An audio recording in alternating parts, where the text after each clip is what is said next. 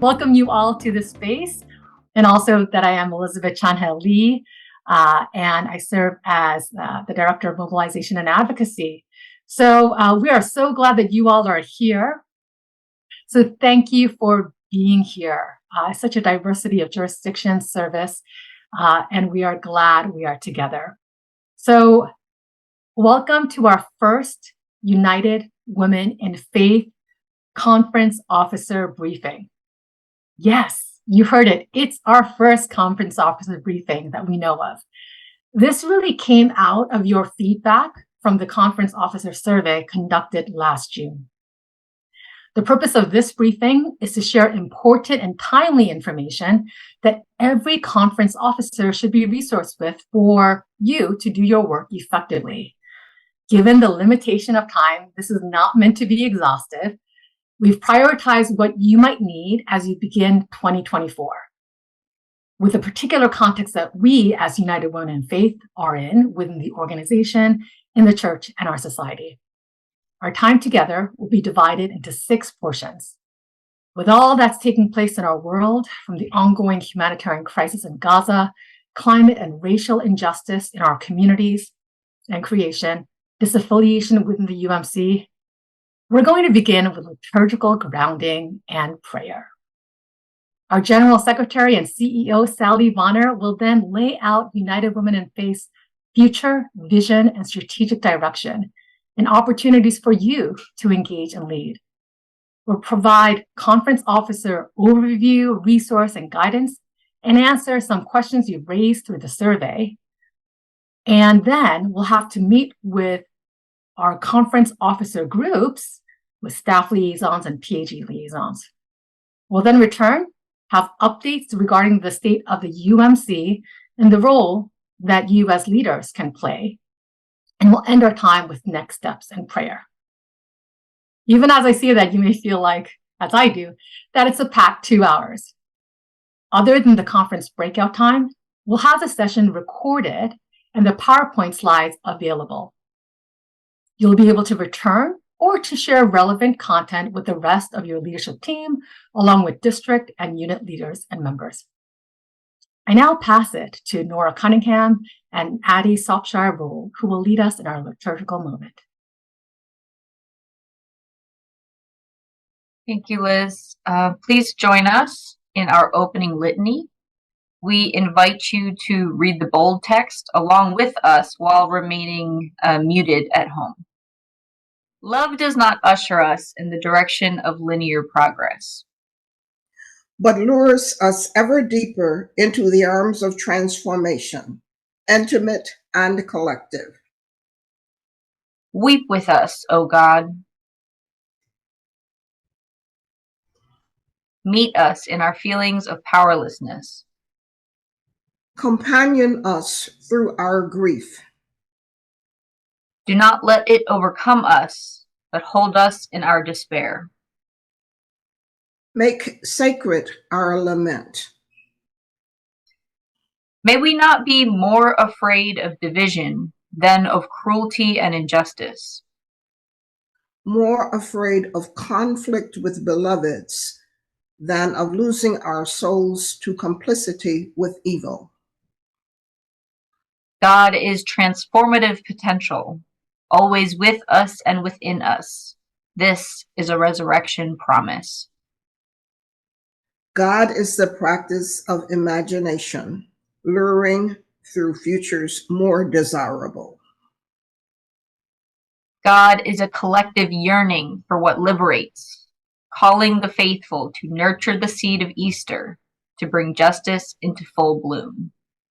God is all that sustains the ones who grow weary in labors of love. God is all that troubles those who cling to what destroys. Sisters, sibling, this past year has been challenging in many ways. Disaffiliation of churches across the United Methodist Connection, conflicts among friends, colleagues, fellow church members. Sometimes the sense of loss and powerlessness in the face of immense grief seems too much to hold. Jesus' early followers also must have felt this sense of loss and grief. Let's look to scripture for guidance from our siblings in the Corinthian community as they confronted the unthinkable loss of their teacher, Jesus. On divisions in the Corinthian church. And so, brothers and sisters, I could not speak to you as spiritual people, but rather as fleshly, as infants in Christ. I fed you with milk, not solid food, for you were not ready for solid food. Even now you are still not ready, for you are still fleshly. For as long as there is jealousy and quarreling among you, are you not fleshly and behaving according to human inclinations? For when one says, I belong to Paul, and another, I belong to Apollos, are you not all too human? What then is Apollos? What is Paul?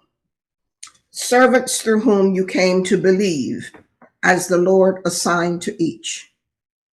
I planted, Apollos watered, but God gave the growth. So neither the one who plants nor the one who waters is anything, but only God who gives the growth. The one who plants and the one who waters have one purpose, and each will receive wages according to their own labor. For we are God's co-workers, working together. You are God's field, God's building. According to the grace given to me, like a wise master builder, I laid a foundation, and someone else is building on it. Let each builder choose with care how to build on it. For no one can lay any foundation other than the one that has been laid. That foundation is Jesus Christ. Now, if anyone builds on the foundation with gold, silver, precious stones, wood, hay, straw, the work of each builder will become visible, for the day will disclose it, because it will be revealed with fire. And the fire will test what sort of work each has done. If the work that someone has built on the foundation survives, the builder will receive a wage. If the work is burned up, the builder will suffer loss. The builder will be saved, but only as through fire. Do you not know that you are God's temple and that God's Spirit dwells in you? If anyone destroys God's temple, God will destroy that person. For God's temple is holy, and you are that temple.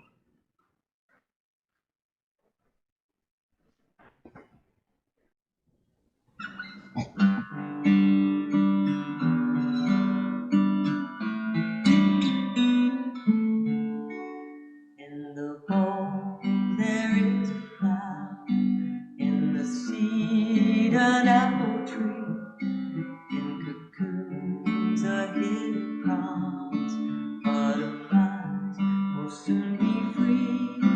In the cold and snow of winter, there's a spring that waits to be unrevealed until its season. Something God alone can see.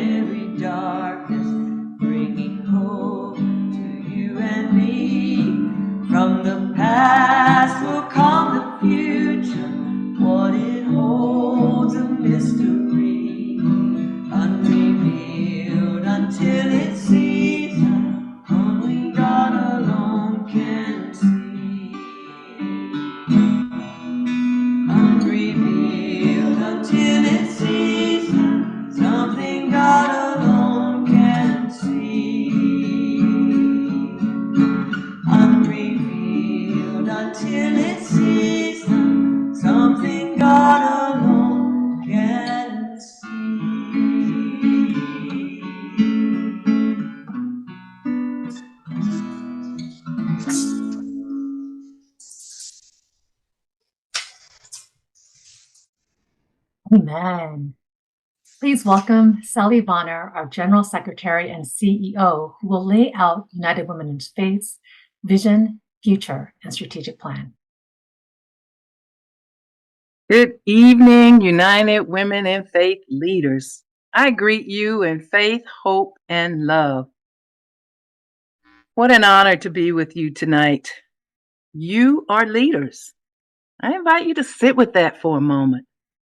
Leader, a person who leads or shows someone the way to a destination by going in front or beside them. It also means to be in charge, to organize and direct or set a process in motion. You are here because you said yes to lead others, organize, direct, and move. As a United Women in Faith conference leader, that speaks volumes in your respective contexts. We have a legacy of equipping women for generations now to be leaders. I genuinely believe that God knocked on the door of your heart at this particular time because you are the ones that we need for this leg of our journey. You said, yes, I'm ready to step up, lead, and work with the conference mission team to face any challenge that may come. Thank you. And we promise as staff liaisons and the program advisory group, PAG liaisons, to walk beside you. The last several years has been challenging for the United Methodist Church and United Women in Faith, as we have felt the impact of disaffiliations and the COVID-19 pandemic. We made it through by God's grace. And now is the time to look and move forward, seeing new possibilities and opportunities for a new beginning. Our predecessors lived through church turmoil, societal shifts, pandemics, wars, staff reductions, and budget cuts. Sound familiar? They and we have had to find new ways with endings and new beginnings to stay relevant and thriving. Down through the years, God has always made a way for us to live out our purpose. In 2022, we took a bold step and changed our name and brand, not to disrupt our members and leaders, but to make possible a way for our members that might find themselves in churches that disaffiliate to stay connected with this amazing 154-year, soon to be 155-year sisterhood of grace. To make a bold statement that our unity is in our faith. We are United Women in Faith. We also were strategically visioning our future and how to invite more women into our sisterhood. The reality is that there has been a decline for years in attendance and giving in many of our churches. We concluded that if United Women in Faith is to grow, we must prepare for growth in membership and giving within and beyond the United Methodist Church. If United Women in Faith is to continue to be a leading women's mission organization, we must tell and share our story and legacy in new ways, and we must mobilize as members to invite others to join us. In 2021, a core team of PAG members, board of directors, and elected and selected staff came together to vision and develop a strategic plan to guide us for the next 3 to 5 years. The result was a plan with 4 priority strategic goals. First, be a reliable source for women's spiritual growth. 2, attract and engage women for increased membership, funding, and donations. 3, position United Women in Faith as a leading women's organization with the wider faith community and the world. And lastly, mobilize members to inspire, influence, and impact their communities and the world. Since then, we focused on implementing strategies and creative ways to meet these goals. As you see on the slide, the words in red represent the ways we do mission. Now, this is not an exhaustive list. There's much more we could add, but I do want to point out some of the new mission efforts noted. In 2022, we launched a new website with the ability to join online as an all access member, as well introduce Soul Care, our welcome event for new women. In 2023, we launched the member portal and transitioned from pilot to full launch of the United Women in Faith digital resources platform. And related to Goal 2, as you see, we expanded the ways we invite members and supporters to give through text to give, special appeal messaging, registration as you register for an event, as well as with our virtual events. You experienced this request to give when you registered for this briefing. I hope you gave. I did.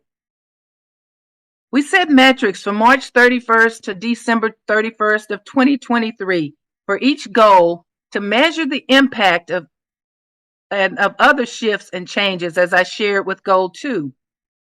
Related to Goal 1, you see the mission use studies and Soul Care manual goals regarding sales.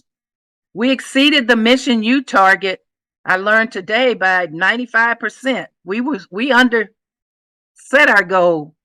And we got close to the Soul Care manual target, even though its release was not until August. Related to Goal 3, we increased our social media presence with Google Ads, resulting in greater traffic and engagement on the website and our YouTube channel.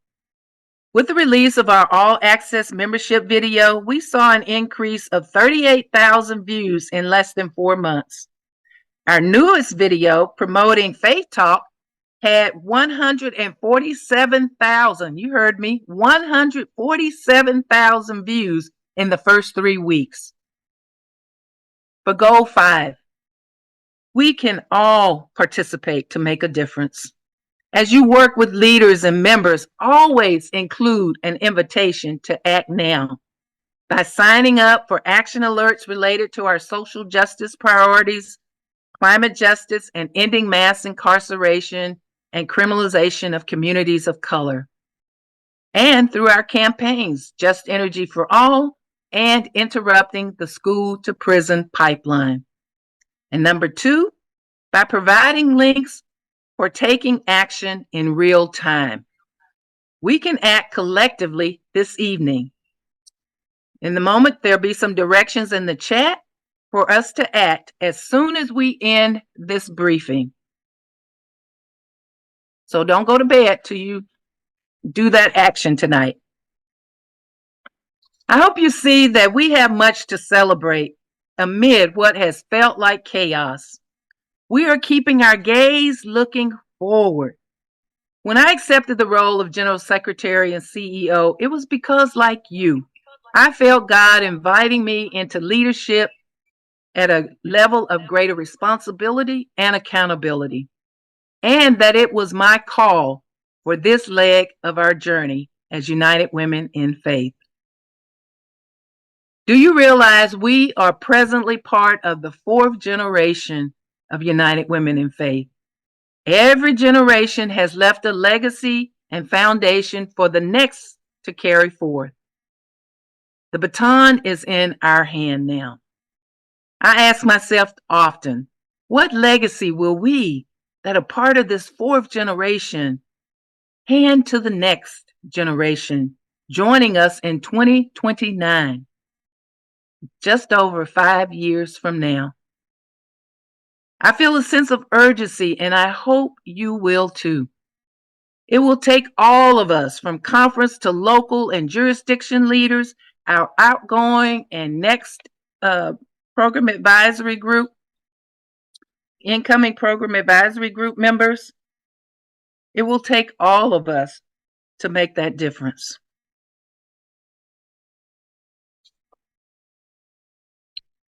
I want to move on to the next slide, which is our Vision. We have a vision that will carry us through before we hand to the next generation. As I said earlier, it's about the growth. And we, by 2028, want to and believe that we can grow our membership beyond 500,000 members, regardless of where our membership count may end after the disaffiliations. We're going to be bold. We will generate $10+ million per year in revenue, and that returns us to our 2019 level pre-pandemic. We will meet and or exceed the 2014 goal of $60 million for our Legacy Endowment Fund. This may sound daunting. The vision is nothing new. I can assure you that the board, the program advisory group, staff have been working, innovating for growth since I began with this organization in 2010. We must create a sense of urgency now by naming and making the vision plain. The good news, as I said earlier, is that we have a plan to fulfill the vision. I implore each of you to embrace our 4 strategic priority goals, as well as the vision. And invite your conference team to try one thing this year that will help our conference help you increase membership and giving. Even if it feels risky, try. We are leaders called for this leg of our journey to make a difference together with faith in and love of God. If we believe that all things are possible with God and that we have faith in the vision and these goals that they can be achieved, I believe we are unstoppable, not because of our might and what we do, but because God will provide the growth, as we heard in the scripture reading. We will all be working together towards the same goals and vision. I shared some of the resources we've created and are modeling on how to reach more women. Let us step up and be leaders and influencers. You will hear later from past and present conference leaders that are influencers. Listen for ideas as they speak. Or I invite you to start with these possibilities and any others you feel will help the needle on membership and giving in 2024. Prepare a message of hope and inspiration to share in your next newsletter, plus 2 other times. Together as the mission team, dream, pray, discern, and implement one way to grow your membership and mission giving. Connect with as many members as possible to listen, share our vision and goals, and encourage them to follow your lead in trying one new way to grow. Do you believe by working together at all levels on these goals, we can fulfill the vision and ensure the generations that our generation's legacy hand on or hand to is bold and significant by 2029? I hope yes. Join me in praying for God's wisdom to lead us together. We are the ones, I'll say that again, we are the ones called to lead at this time. Let's step up and make it happen. Thank you.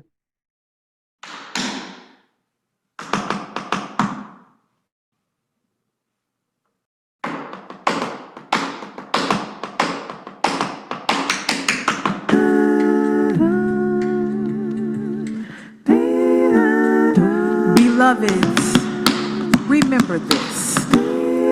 Though we speak in modern language, these holy truths reach from generations past. The sacred stories we tell are made of the stuff that lasts when everything else fades away. They come from sources of wisdom, tried and tested through struggle and silence. when the ones before us were pressed to their spiritual limits, bound by oppressive restraints, made weary by loss, these truths were a lifeline. It reaches to us still today. It is our medicine, our strength, our memory, our future. No matter the risk we face, we will not sever the threads of wisdom that weave our survival together. We will carry on and carry out these divine teachings that promise hope beyond our reach. We will tell the stories of God.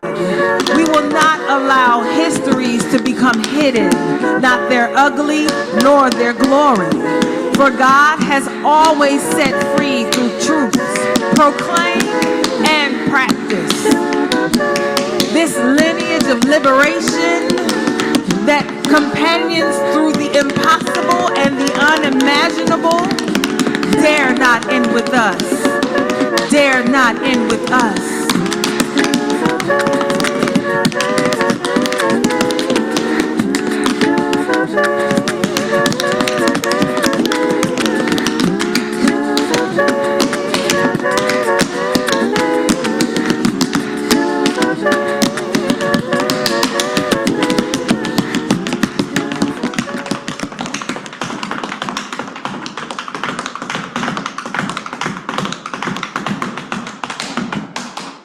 Amen. Amen. Dare not live with just us. Thank you, Sally, for those powerful words and inspiring address. So we're going to transition to the next portion, which will focus on conference officer specific overview and resources. We'll try to answer some of your questions that were raised in the survey. First, several of you asked for clarification about United Women in Faith as a structure, organization, and ways to work together as a team.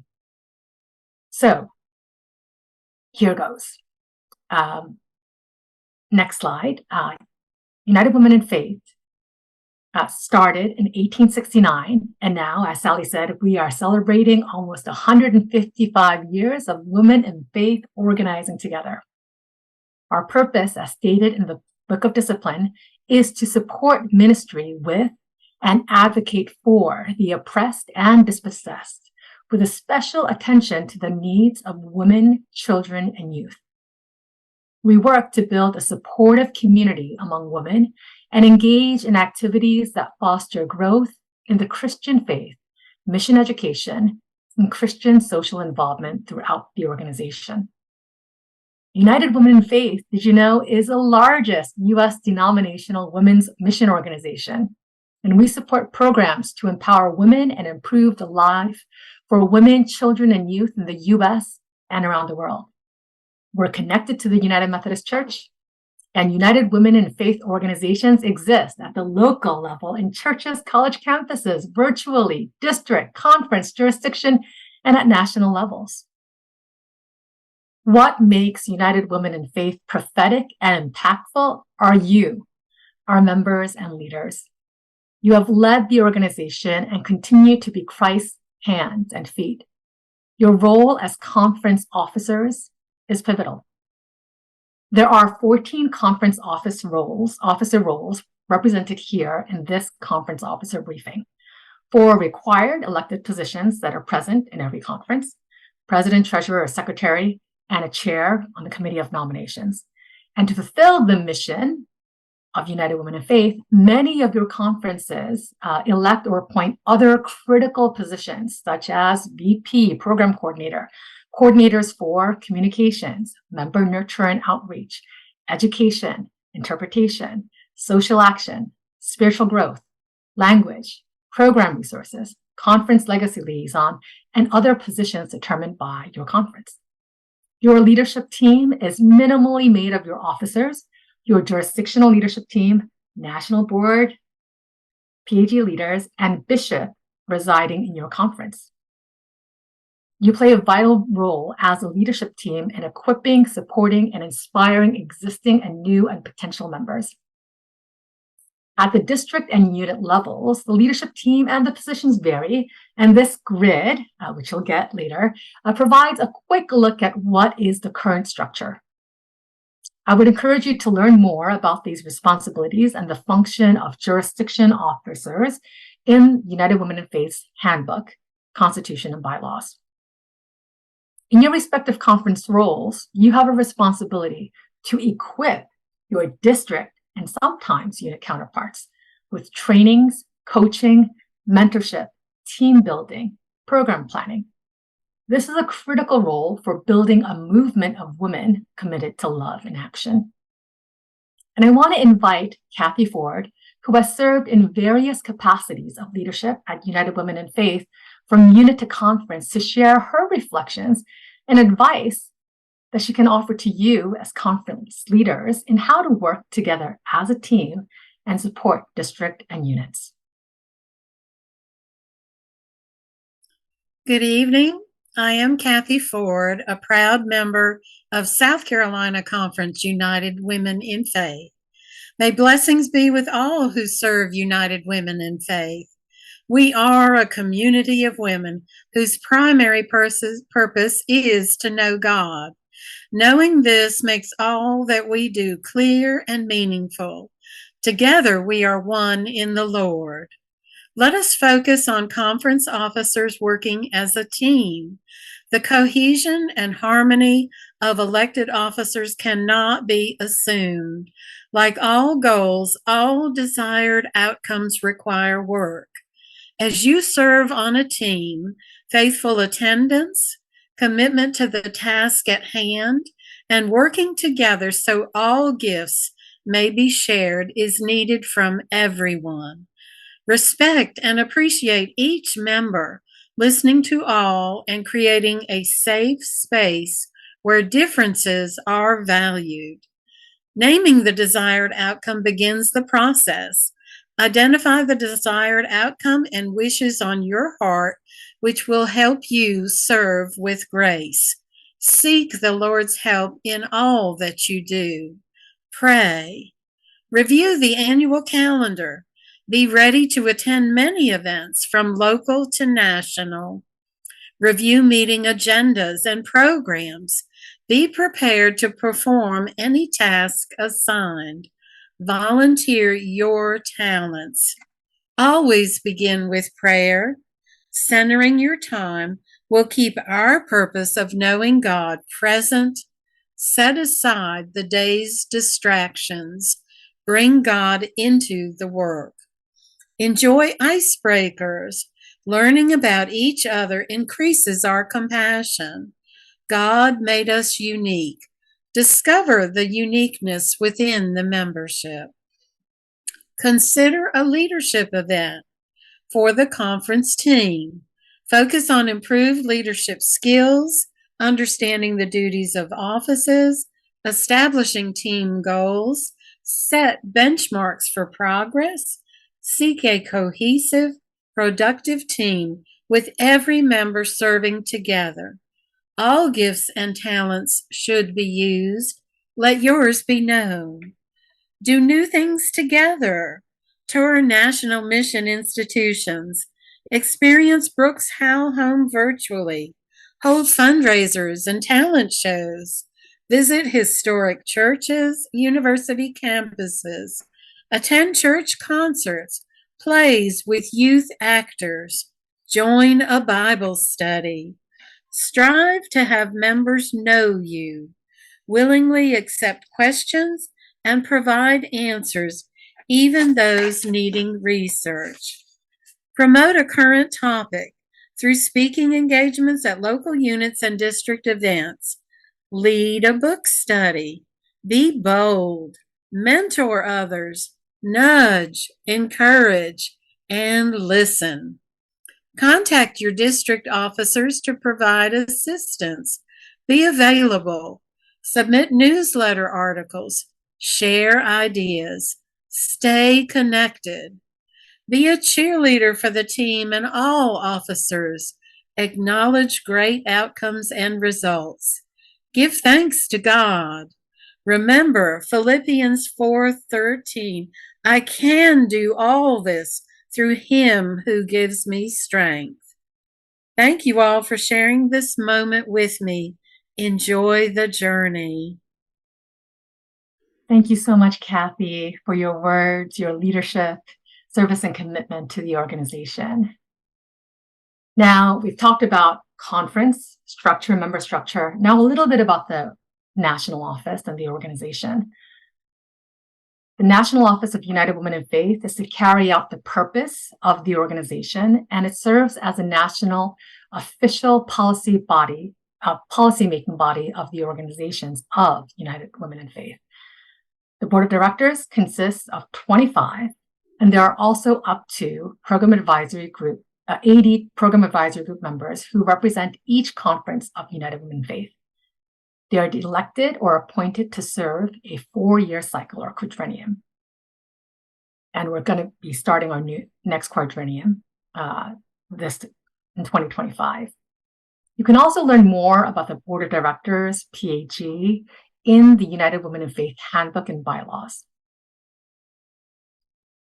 Next, United Women in Faith's national office is located in Midtown, New York City, across from the United Nations.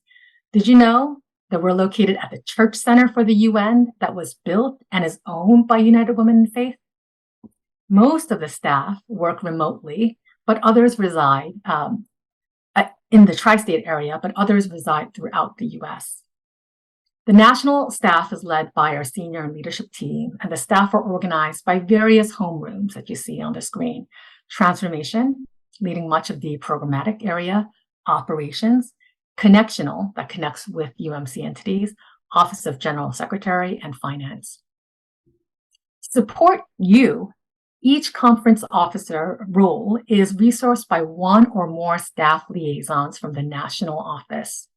Your staff liaisons will organize their conference officer specific orientation in February next month and at least 2 additional web calls per year. They will send you relevant updates that relate to your specific conference officer roles.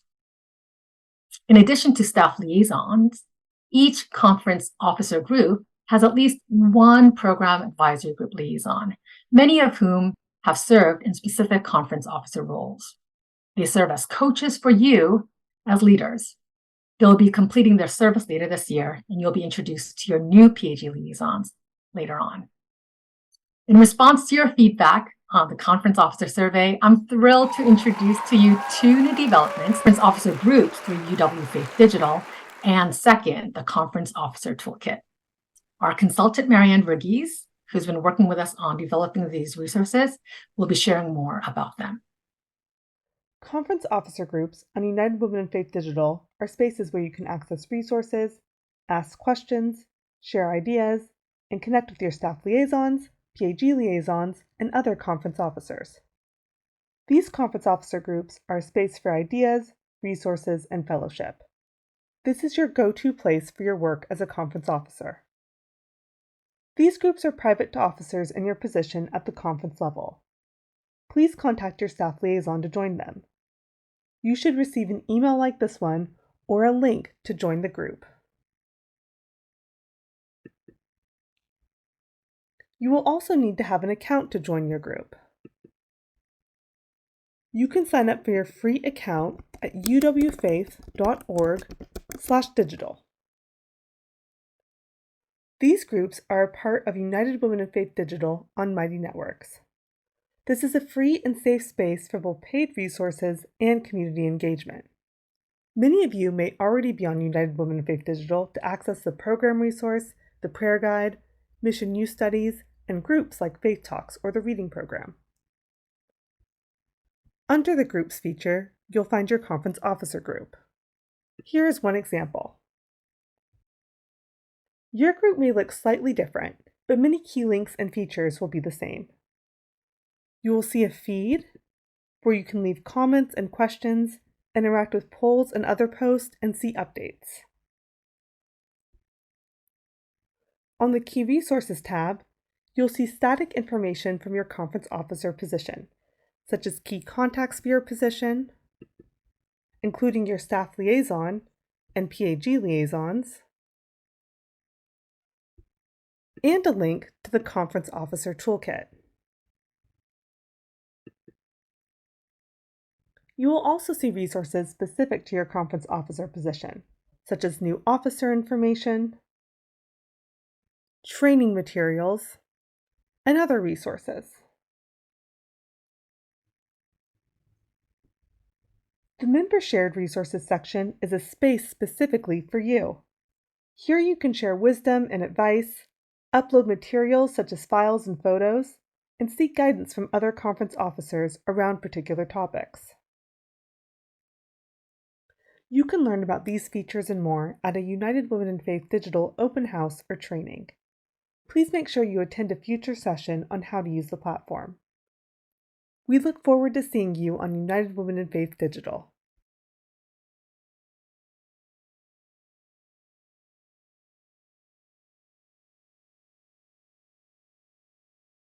The Conference Officer Toolkit has resources relevant for all conference officers collected on one page. You will find a link to the Conference Officer Toolkit in your Conference Officer group on United Women in Faith Digital or Mighty Networks. You will need to be logged into the Members and Leaders portal to access the toolkit. If you do not navigate directly to the toolkit from the login page, please try the link on your group again after logging in.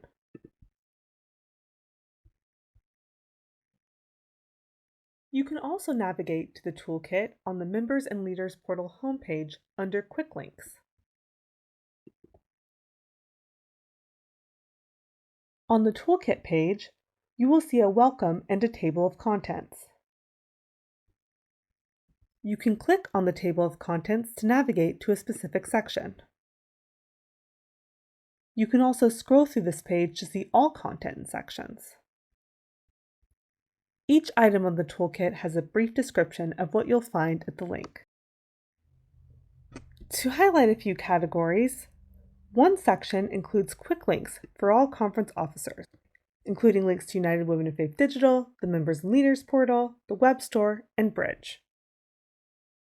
The United Women in Faith Organization section has information on roles and responsibilities, the strategic plan, and more links about United Women in Faith's organizational work. In Leading in the Conference, you'll find resources for succession planning, installation services, and handbook portions relevant to the conference level. The United Women in Faith Templates section has United Women in Faith branded material for your use. The Videos, Photos, and Social Media section has links to social media pages, United Women in Faith's Flickr page for photos, and links to videos on YouTube for your use at events or other work in your conference.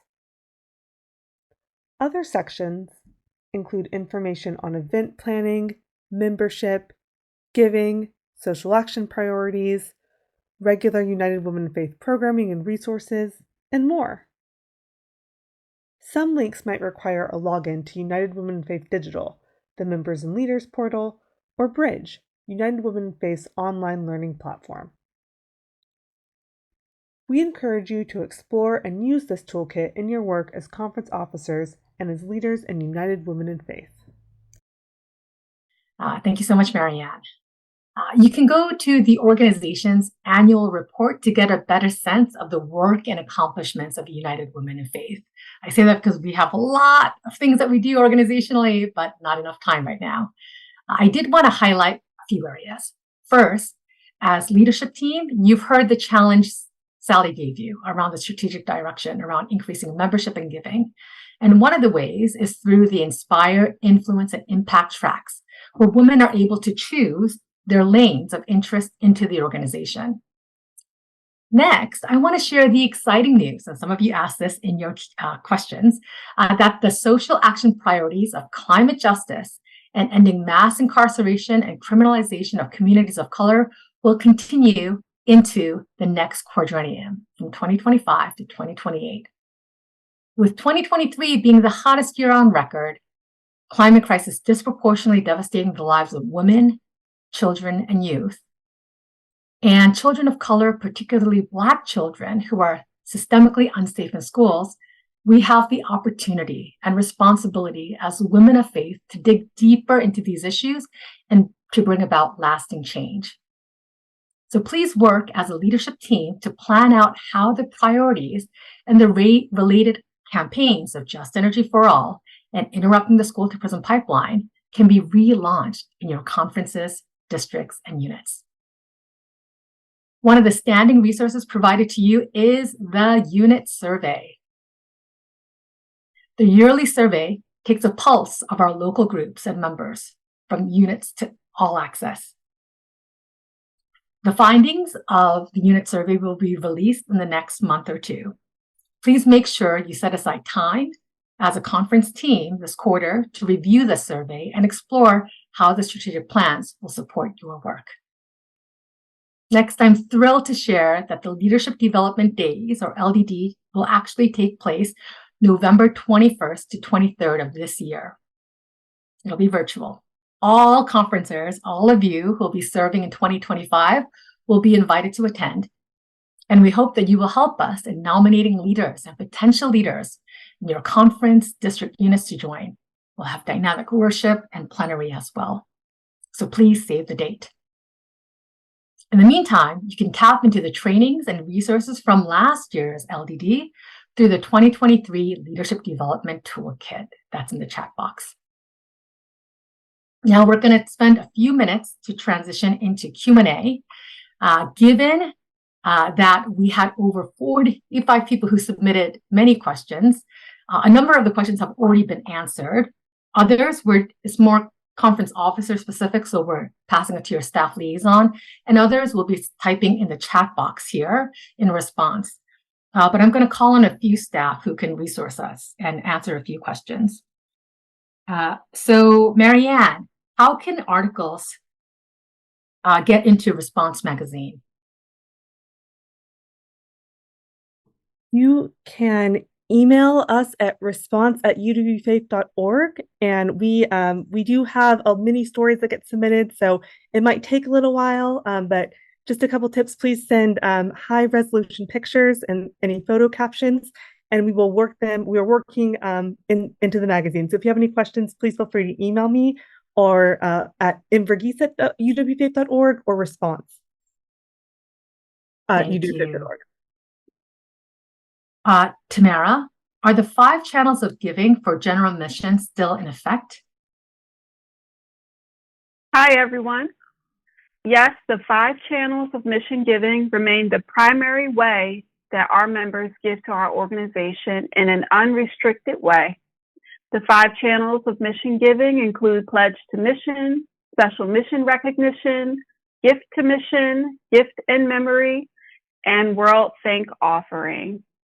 And there was another question about the publishing of the conference giving report, and that occurred in the November-December issue of Response Magazine.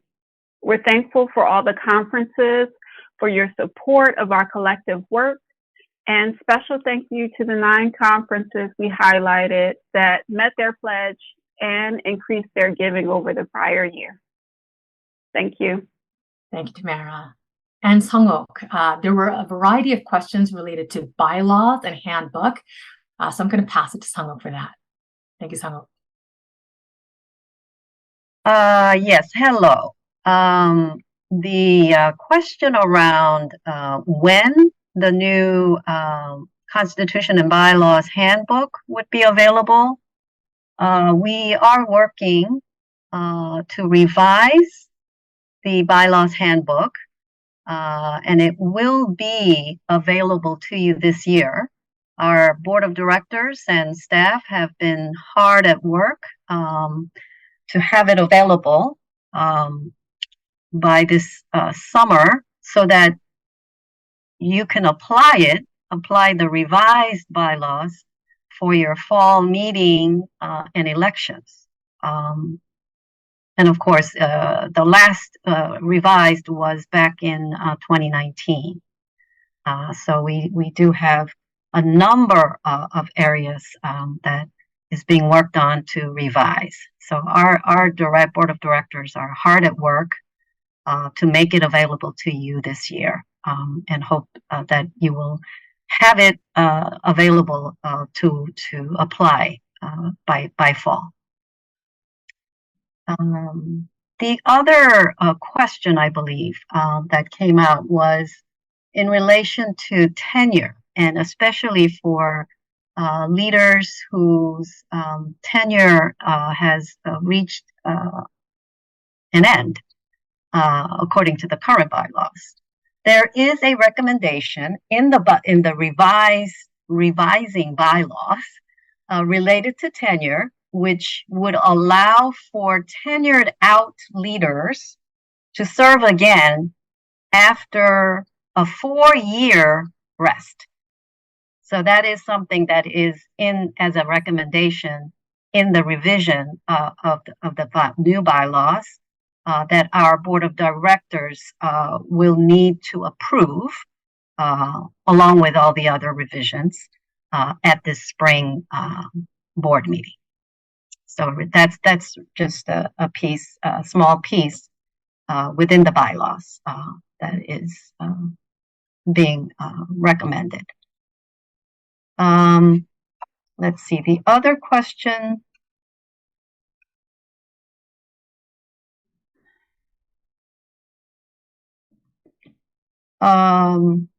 Okay, I think there was a question related to when the reorganization of conferences and districts will occur. And that's something that you will hear more about, or you may have been hearing from your UMC district and conferences. Now, a lot of those merges or reorganization will take into effect in January of 2025. But the work, the groundwork may be going on at now. And those of you that will be facing merges know about it, should know about it at this point. But after this annual conference, and then of course this year there's jurisdictional conferences happening, things should basically, take shape, and the effective date should be January of 2025. There may be some conferences where there may be some special sessions again related to the merge. So the best thing for you to do is to make sure you keep connected with your UMC district and conference leaders, your counterparts, the leadership in your conference and districts. So that's really key. Yeah. Thank you, Sung-ok. And just the question that came in based on what you were sharing was, will the revisions for the bylaws and handbook include changes that happen at general conference? And I assume the answer is yes. And that's part of the reason. So if you can just respond to that, if it is different. There will be maybe a small number of those things, but it really does not rest too much on general conference this year. Yeah. Thank you, Sung-ok. So I think there's a lot of clarity, and there's also answers in the question. One question was, another question is, what is the plan to train our new officers between now and the schedule LDD in fall of 2024? So in fact, for several years, LDD has not been the main space for training new officers. We've been having the staff liaison resourcing, and there's been orientation. So next month in February, staff liaisons will be organizing orientations for conference officer specific training. LDD will be broader, more general capacity building and training for all leaders and officers in particular. And staff liaisons will also provide support throughout the year, and PHE liaisons. And we hope that the digital space for the conference officer groups will be a place where you can also tap into additional resources. Okay, there is a question regarding membership and all access, and connecting with those to join online. So Kia, would you be able to just speak about clear definitions about all access vis-a-vis district members at the conference level? Can you be an all access member as well at a local level? So if you can speak on that, that'd be helpful. Sure.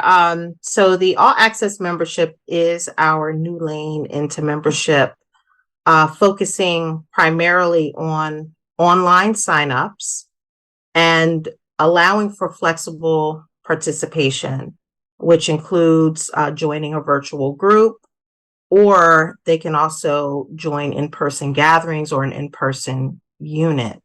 I know there's been some questions as to why names aren't coming to conference leaders. And part of that is when someone signs up on the website for membership, they are asked if they want to join an in-person unit or group. If they do not choose to, then you would not receive their information. So at this time, whenever we receive a request to join a group, membership will contact the conference MNO. Thank you, Kia. Now, this question is for Andrew, related to United Women in Faith print materials. How can they receive the bundle and the prayer planner, program books, etc.? Some have waited and they're wondering when it will arrive. So, Andrew, if you're there. Yes, hi, thank you. The bundle has shipped at the end of December, early January. Most people should have received it, but because we do it by media mail, which means it is a slower and cheaper form of sending books and materials, it really depends on the local USPS station after we send it out. So sometimes it's a little bit slower. We have seen that. And if you have not received it by now, because everyone should have, do contact me because we investigate why it hasn't arrived and we will replace it so that you do receive the materials. So if you haven't received it by now or someone in your group has not received it, do contact me. Our information will be available to everyone. It's hu@uwfaith.org. And of course, if you're in the program resource, I will have my contact available for you there as well. Thank you, Andrew. This question is to Molly. Is United Women in Faith still using the Mission Today program with stated goals? If so, where are they available? Well, thank you, Liz, and thanks for the question. So Mission Today is sort of a program from quite some time ago, and National Office does not put together a Mission Today program anymore. However, many conferences continue to use it as sort of an incentive for some of their work. And if you choose to continue to use it, you may, but some of the resources listed may no longer be printed by the National Office. So you may need to modify your Mission Today list, which you are free to do there in your conference. And if you check with some of your sisters across the connection or Google it, you will find some great Mission Today lists out there. However, we would encourage you to think about other ways to incentivize participation, including the social justice work, and Kia mentioned some things. We have soul care, so there's some other great ways to modernize your sort of incentive-based programs. Thank you. Thank you. We have so many more questions, and as they are on here, I want to encourage our colleagues and others who know the answer to type the answers in. We don't have time to answer the rest of your questions. We've taken note of them. Many of the answers can be found through our conference officer toolkits, so go there for more information, and we'll be following up and sharing the questions to our respective staff, colleagues, to then get a response to you all through your conference officer groups or through the UW Faith Digital. We're going to enter our conference officer time. And the time today in breakouts will be to meet with your staff liaisons and fellow officers and explore how your conference, and particularly your conference officer roles could take the invitation offered by Sally seriously. And to start us off, Donna Mosby, president of Holston Conference United Women in Faith, will be sharing how she and the conference have been visioning and incorporating innovative approaches in their work. Thank you, Donna. Greetings. My name is Donna Mosby, and I'm the president of Holston Conference United Women in Faith. 3 years ago, I became the first Black woman and the only person of color elected as president in our conference. Working with the leadership team, our goal has been to strengthen the organization and to move towards increased impact and fulfillment in our shared purpose. In response to the request to showcase a few of our initiatives, I am pleased to present some of our efforts reflecting our holistic and innovative approaches to mission pledge fulfillment and membership growth. One crucial step in our journey involved a comprehensive evaluation and realignment of our financial policies, budget, and pledge goals to be consistent with the National Office guidelines. Our leadership team established for the first time ever a $12,000 pledge goal as part of our overall conference pledge to mission. To help meet the pledge, we introduced a QR code for secure online donations, enabling both members and especially non-members opportunities to contribute. This online connection allows us to obtain donor contact information so that we can share mission stories and offer engagement opportunities to encourage future support. Our team also hosted a silent auction, and we leveraged the talents of 2 leadership team members who are both master gardeners who arranged flowers from their garden in glass floral vases that I donated in memory of my mother to serve as table centerpieces to add beauty to our 50th anniversary mission giving event. The centerpieces were made available to attendees who made a donation to missions. With regards to membership growth, we engaged the conference director of congregational development to moderate a panel featuring women from 3 eras of the movement: Women's Society for Christian Service, United Methodist Women, and United Women in Faith. This celebratory dialogue that blended our legacy, present, and future gave witness to unexpected connectional opportunities. Next week, our leadership team will attend a district regathering retreat aimed at revitalizing local units, building connections to churches without units, and reconstructing the district leadership team. Planning for this event involved coordination with the district superintendent and speaking at district charge conference meetings to promote United Women in Faith. This resulted in a personal invitation from a local church to share our mission work during a Sunday morning worship service.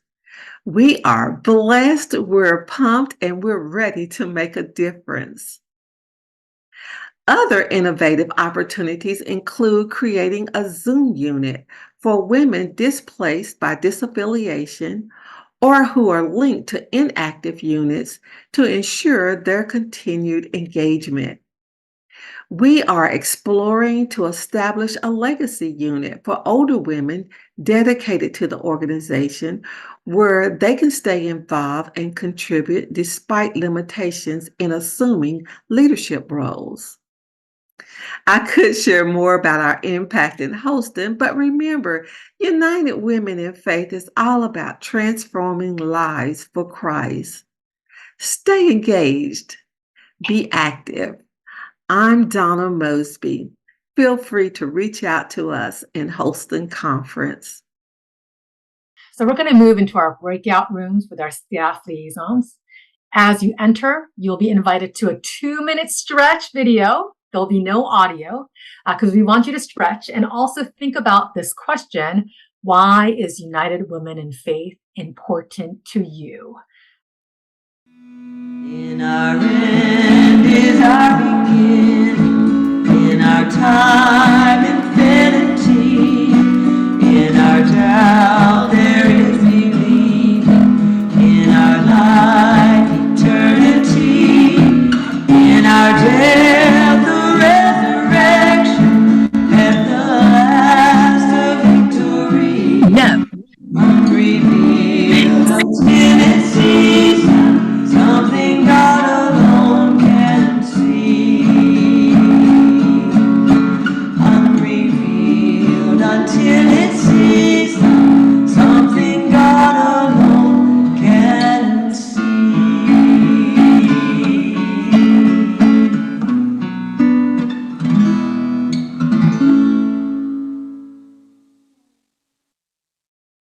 I hope your time with your staff liaisons were helpful and that you got a chance to meet others in your position. Can I see a heart reaction if you made a connection with someone new? And can I see a clap reaction if you learned something in your breakout rooms? Wonderful. Thank you. As you know, 2024 is a significant year in our organization and in the life of the United Methodist Church. So please welcome Sanok Lee, Connectional Officer, and Tara Barnes, Director of Denominational Relations, who'll share more in this next segment of Being Connectional, United Women in Faith's place in the UMC. Hi, everybody. I am Tara, as Liz said. If you have questions while I'm chatting, go ahead and put them in the chat, and Sanok will work to answer them. I wanted to start right off saying that. Thank you all for being here tonight. I'm going to talk a little bit about how we can work together to ensure women's voices are heard in the United Methodist Church, especially at this time. The church needs you, the United Methodist Church. But what exactly is the United Methodist Church? It is a mainline Protestant denomination. We have more than 12 million members who are worshiping in more than 30,000 local churches in the United States, the Philippines, and 31 countries in Africa and 30 countries in Europe and Eurasia. So it's not a hierarchical organization necessarily. We call it connectional. Ready? So what does that mean? What is connectional? The United Methodist Church's Book of Discipline describes it as this: a vital web of interactive relationships with the purpose of equipping local churches for ministry, and by providing a connection for ministry throughout the world, all to the glory of God. Don't worry if you can't see what's written on that infographic. The part I want you to see is the circles, the interactive circles. That's how we try to connect to one another in the United Methodist Church when we're doing our job right.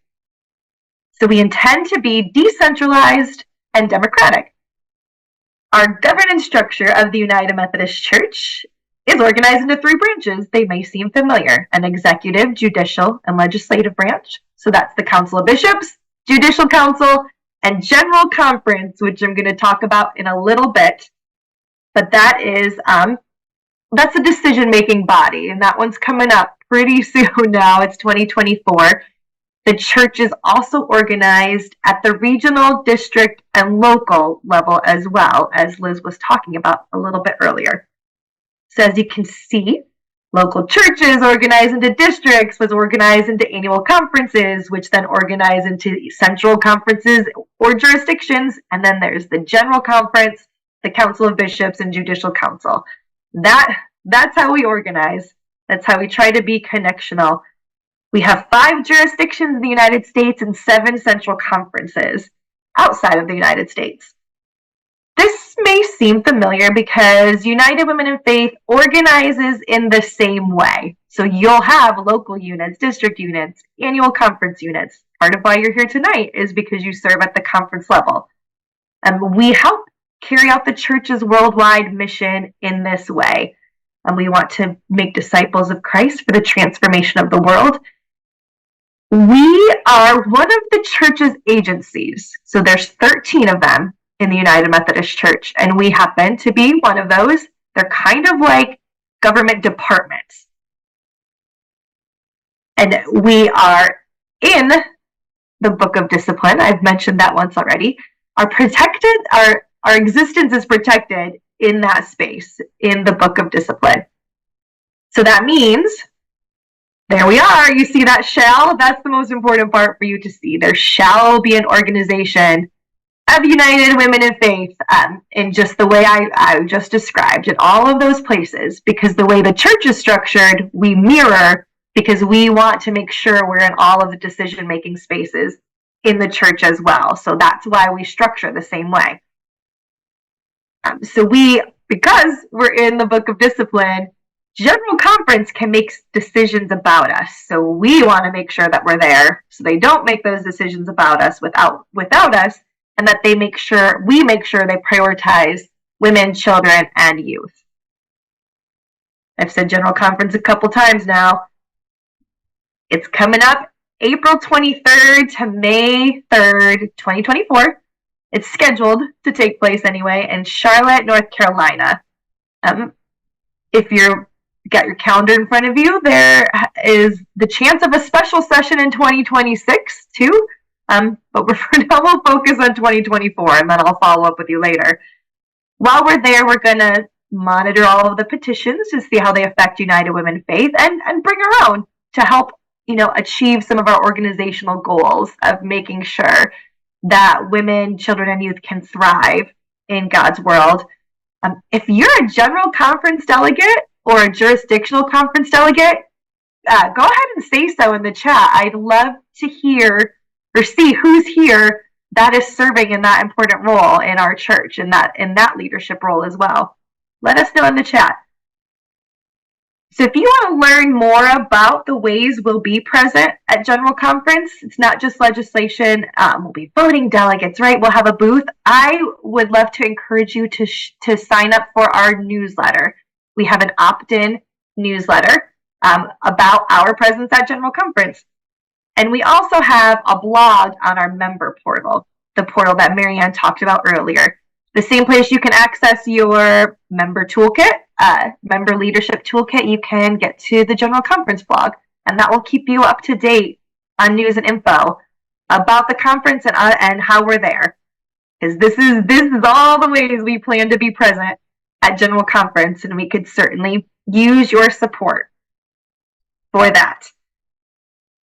We've spoken a little bit about it tonight, but I'm going to move now to disaffiliations. I want to let you know where we stand as far as that goes as the United Methodist Church. The disaffiliation paragraph that was introduced into the Book of Discipline in 2019, that has now sunset. Churches cannot use the disaffiliation paragraph to leave the United Methodist Church anymore. And here are some numbers of our sort of final count. Since 2019, 7,660 churches have been approved for disaffiliation. This amounts now to about just under 25% of churches in the United States have left. So it wasn't a split, but we did lose about 25% of our churches. Mississippi Conference had the most with 386.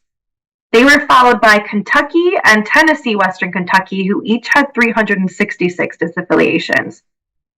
Northwest Texas lost 75% of their churches, followed by North Alabama and Texas, who both lost about 50%. The most recent Lewis Center for Leadership study shows us that the churches that left were majority white, located in the South, and overwhelmingly led by male pastors.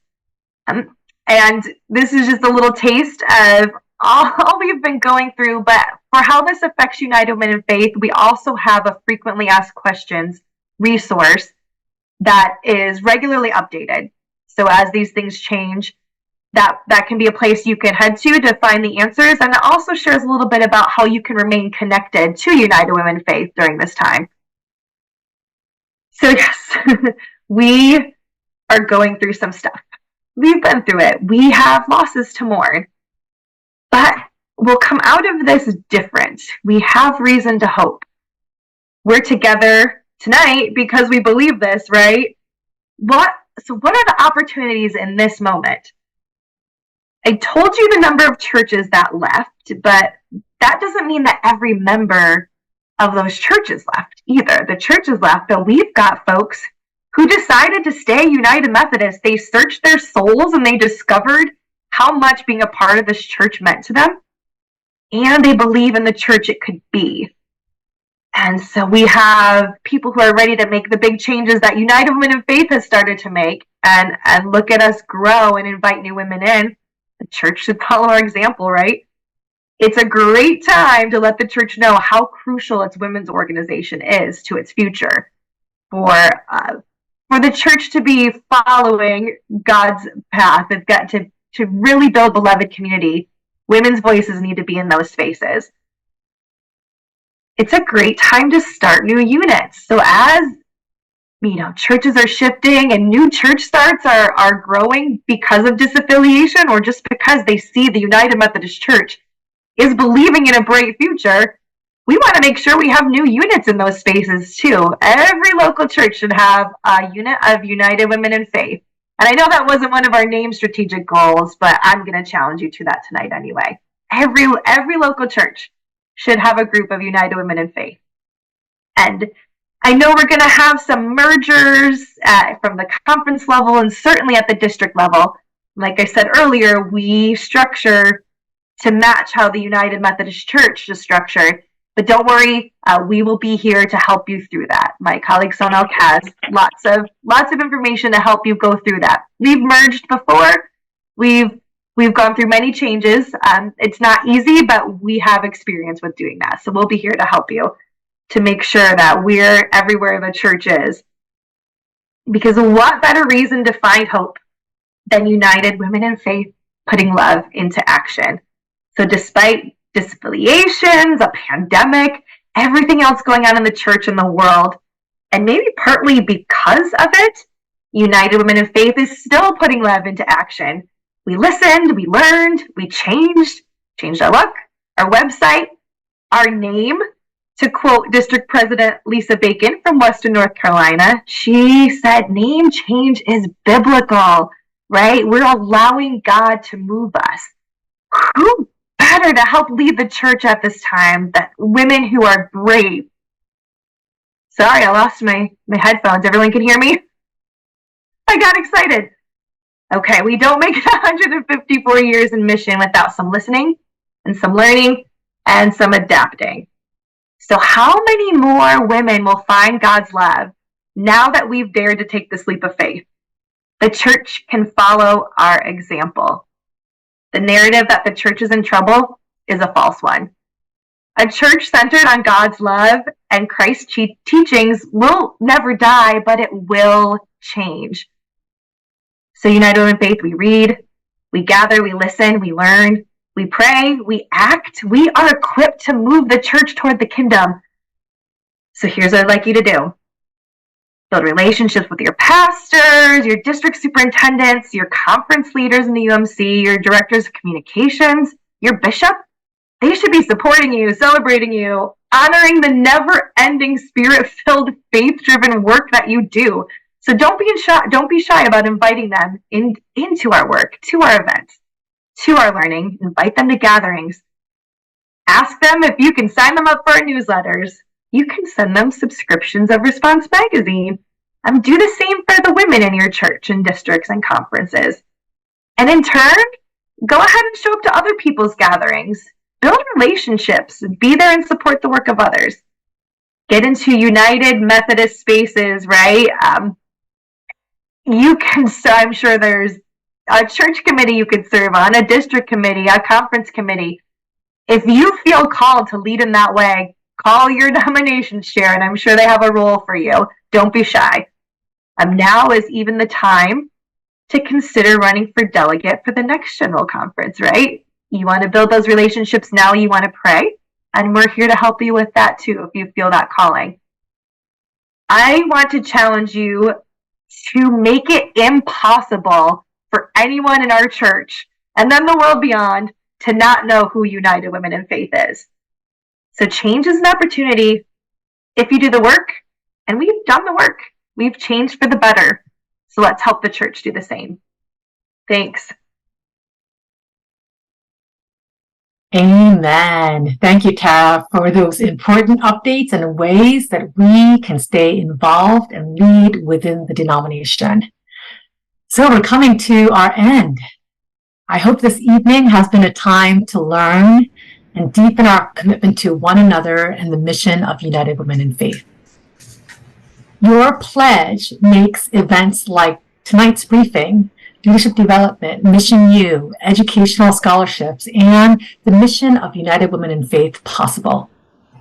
To make an additional gift to support the work of this awesome organization, you can give today through the link in the chat box. And before we close in prayer, I have just a few more things to share.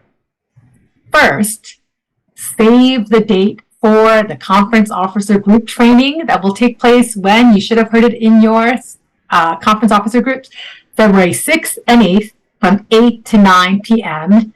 Eastern, to provide an in-depth training on how you can utilize the rich resources available through your groups. These groups will be the primary way where you will receive relevant conference officer information. Both sessions will be the same, so please plan to attend either.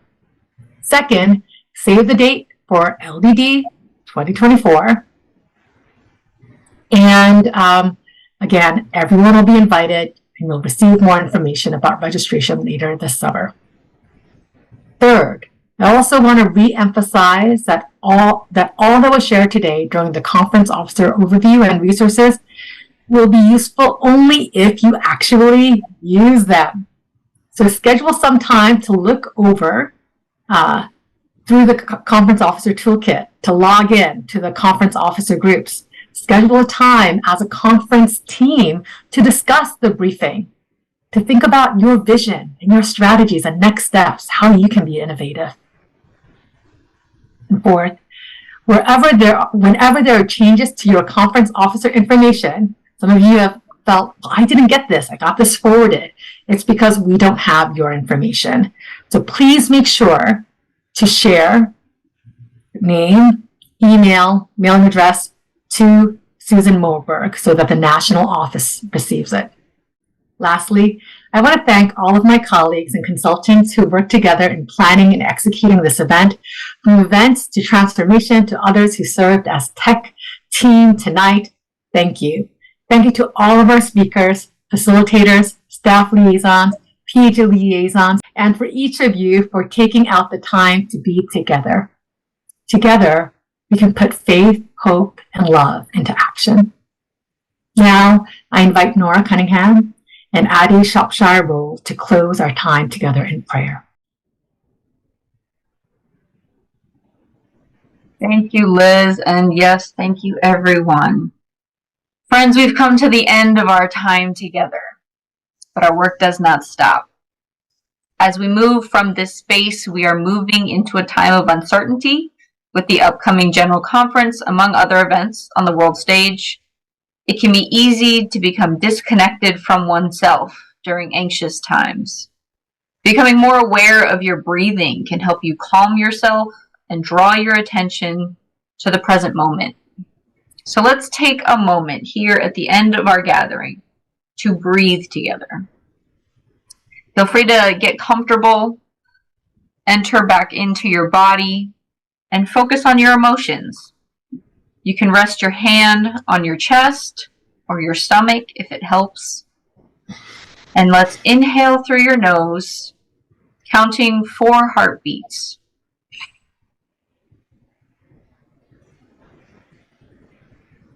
Hold your breath, counting 2 heartbeats. And exhale through your nose, counting 6 heartbeats.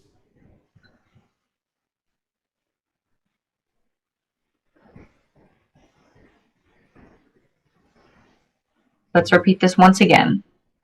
Inhale through your nose, counting 4.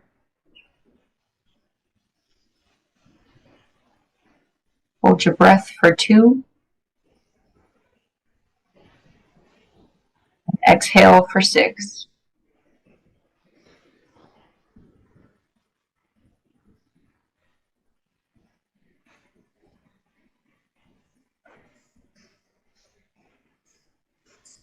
Now let's join together in a closing litany.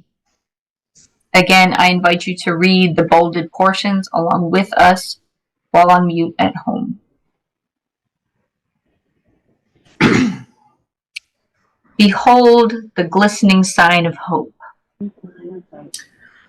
A distant but shining star is cupped by the darkness that holds gently our future.